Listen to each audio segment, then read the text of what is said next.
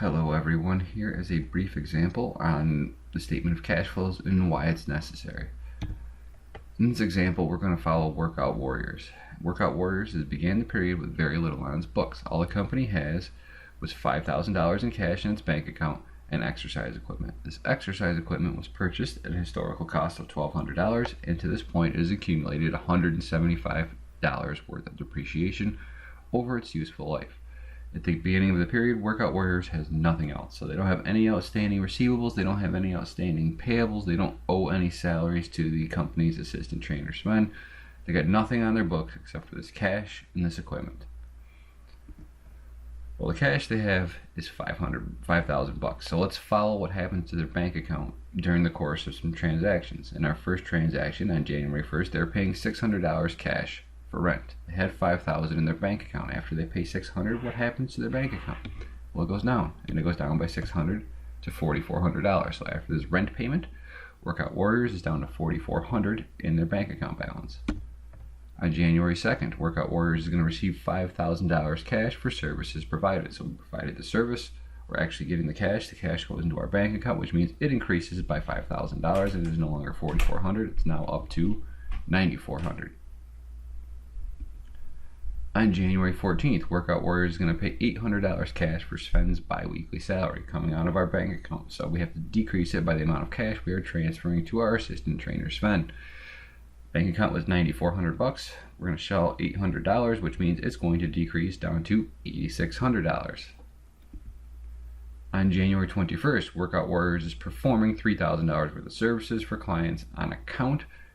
They're not paying at the time we're performing the services, though. We are billing them, and the expected date of receipt on the payment is February 21st. So while we did the services and we billed them, we're not getting any cash this time, which means our bank account will not change. We stay at $8,600.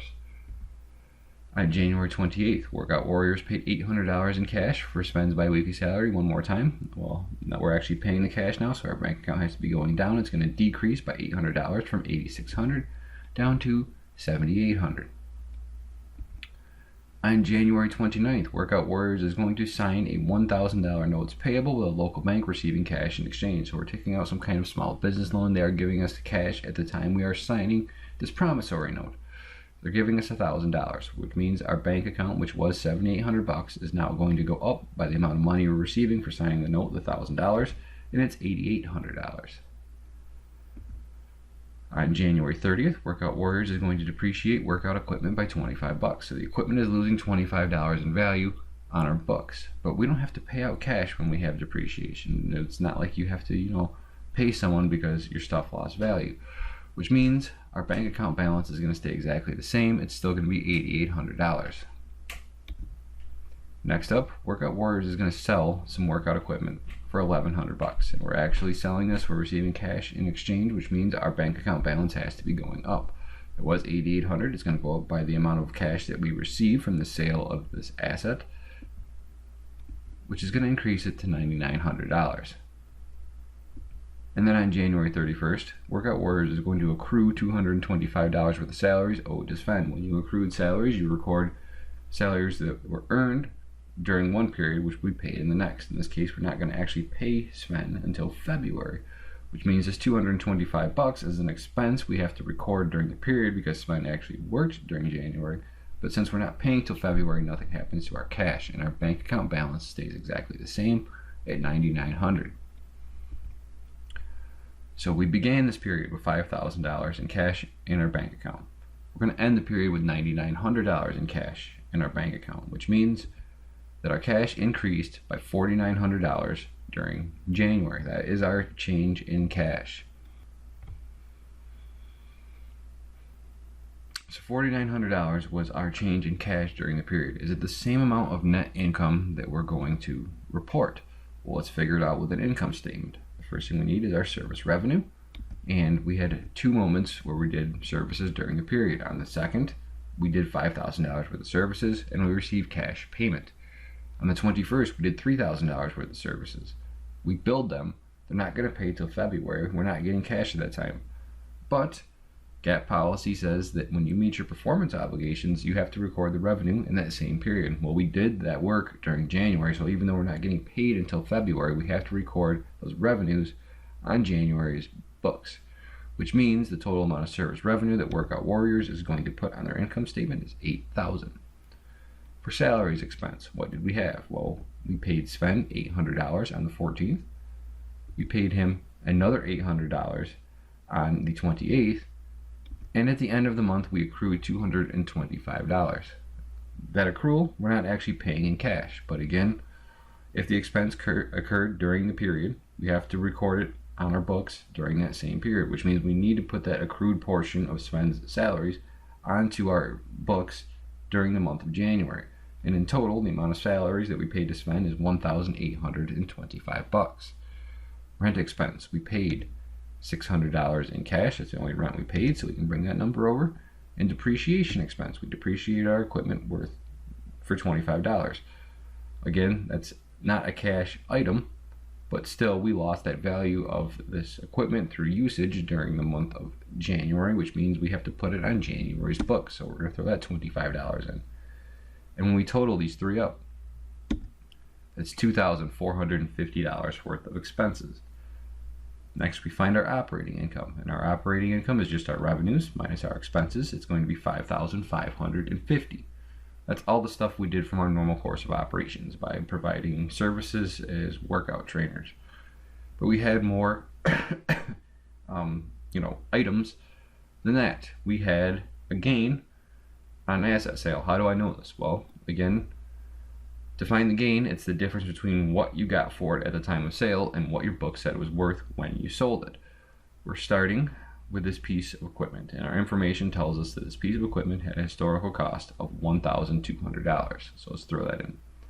We started the period with $175 worth of accumulated depreciation, and then we depreciated the equipment by a further $25 during the period, which means at the time of sale that we have here, we had $200 worth of accumulated depreciation on the book. And the book value is just historical cost minus accumulated depreciation, which means our book said this equipment was worth $1,000. Well, what did we sell it for on January 31st? We sold that workout equipment for $1,100. That's more than the book value. We sold it at more than our book said it was worth, and therefore we had a gain of $100. Well, we got to report that somewhere. We're going to report it under our other revenues and gains on our income statement, that $100, which means that our net income is going to be $5,650.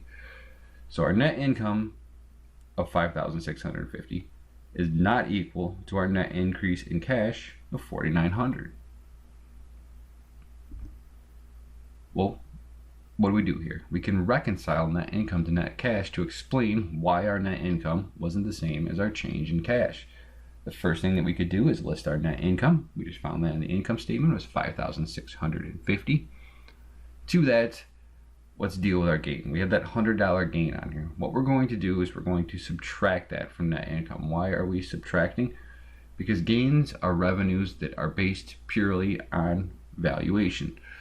Our book said that that asset, that equipment that we were selling, was worth $1,000 at the time that we sold it. Well, what if we use a different depreciation model? What if we use like double declining depreciation and it had even more accumulated depreciation in its account? Then our books would have said we had an even bigger gain, but it doesn't change the amount of cash that we have. We sold that for $1,100. So the gain purely stems from accounting valuation. It's not a real cash thing.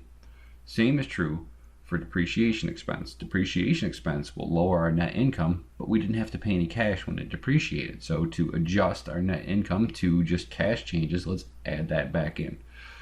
So we're going to start with net income. We're going to subtract out our gain, and if we had a loss, we would add that.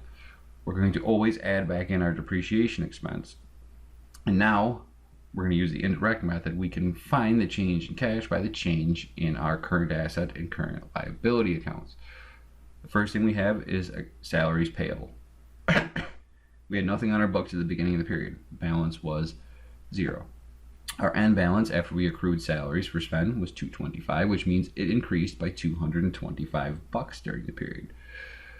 To do this process, to adjust your net income to your net change in cash, when you have a change in current liabilities, it works the same way as cash. We have an increase in this payable, which means let's increase cash by that same amount.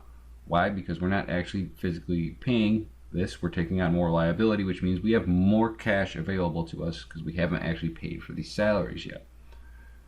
The next item that we have is this increase in accounts receivable.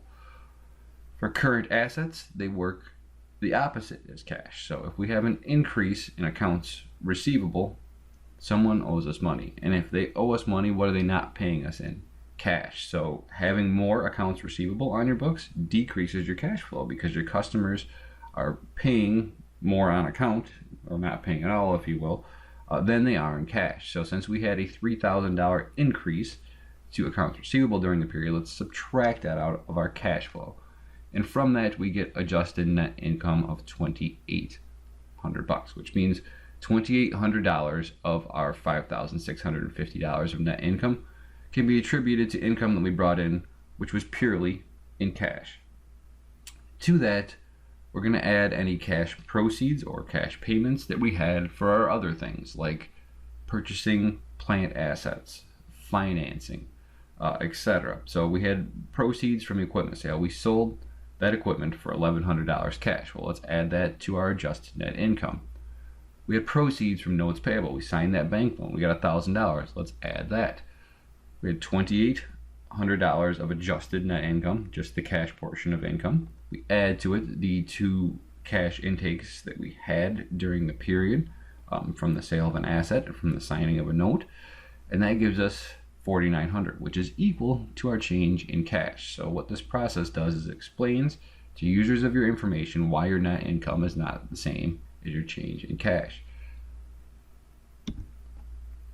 And when we report this, instead of just having a list of items or paragraphs of text, we're going to use a statement, which is the statement of cash flows. It is the same information here. It just tells your users why your net income is not the same as your cash, and you break it down into three different sections. The operating section, which contains just your gains, losses, depreciation, and any changes in your current asset or current liability accounts. Next section is the investing section, which contains only items that deal with your long-term assets. So your plant property and equipment. If you had intangibles, they would go here as well. And then the last section is your financing section, and that deals with anything that has to do with long-term debt, taking out a note, for example, or equity, issuing stock. So we break it down into different parts, but it shows our users why our net income of $5,650 is not the same as our net increase in cash of $4,900.